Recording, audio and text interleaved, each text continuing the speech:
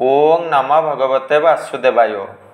भक्त शरण आध्यात्मिक चैनल को मोर प्रिय भाई भौणी मानू गुरुजन मानू अनंत कोटि प्रणाम जनाई मु श्री भक्त वत्सल प्रधान आज आपण मानक पई सुंदर नीति शिक्षा भित्तिक कहानी रही आलोचना करने आगे आसी आसतु जानिबा।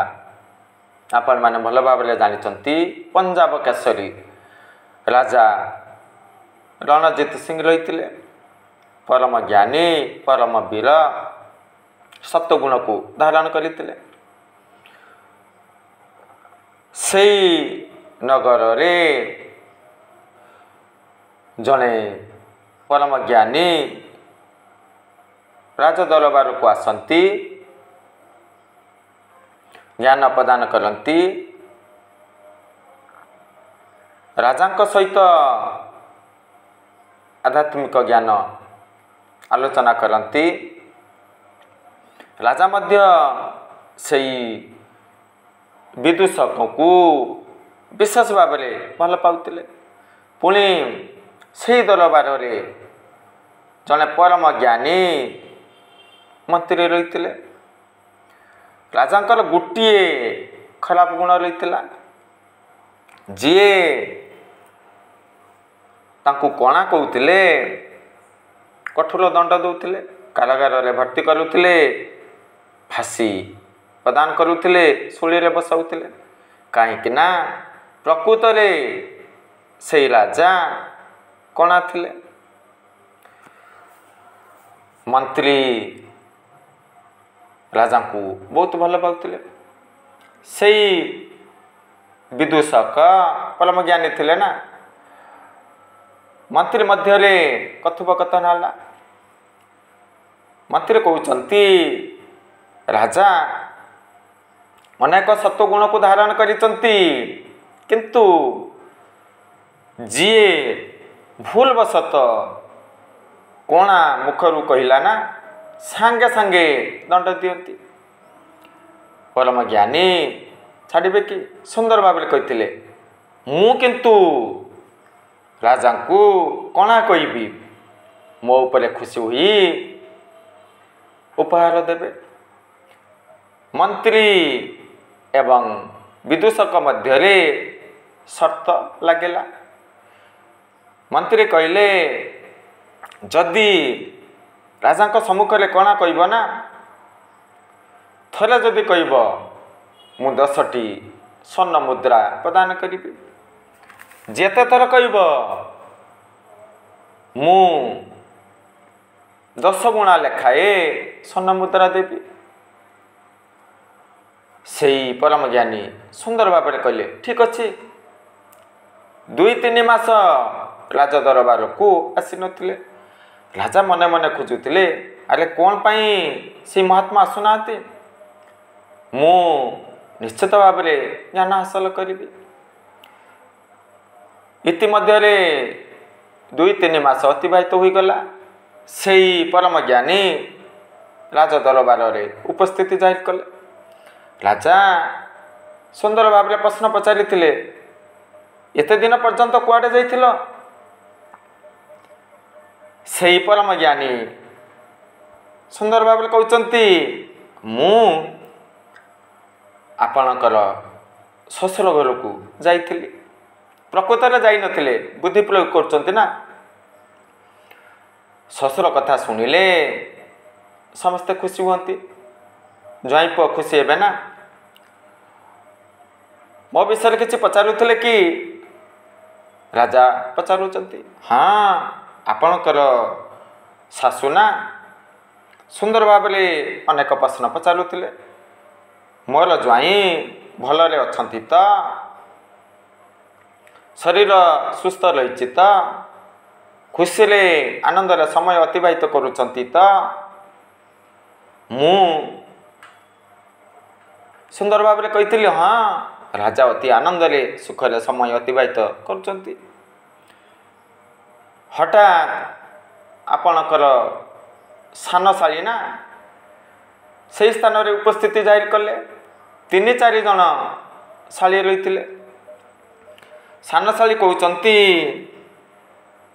ଆରେ ମୋର କଣା ଭେଣୀଙ୍କର ଖବର କ'ଣ?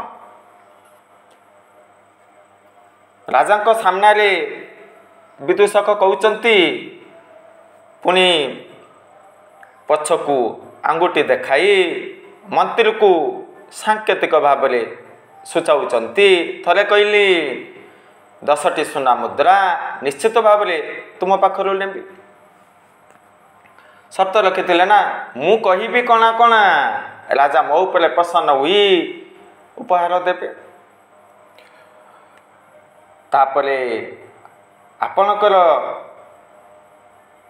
ମଧ୍ୟମଶାଳୀ ସେହି ସ୍ଥାନରେ ଉପସ୍ଥିତି ଜାହିର କରିଥିଲେ। ଆରେ କ'ଣ ପାଇଁ ଭେଣୀକୁ କଣା କହୁଛ? ଆମ ଭେଣୀ ନା, ଏସବୁ କହିବା ଠିକ୍ ନୁହଁ। ଯଦି ବା ଆମର ଭେଣୀ କଣା ହୋଇପାରନ୍ତି କିନ୍ତୁ ଆମକୁ ବିଶେଷ ଭାବରେ ଭଲ ପାଆନ୍ତି, ଦୁର୍ଲଭ ଉପହାର ପ୍ରଦାନ କରନ୍ତି, ତେଣୁ ଏସବୁ କହିବା ଠିକ୍ ନୁହଁ। ସେଇ ପରମ ଜ୍ଞାନୀ କ'ଣ କହୁଛନ୍ତି? ପଛକୁ ଆଙ୍ଗୁଠି ଦେଖାଇଲେ, 2 ଥର ହୋଇଗଲା।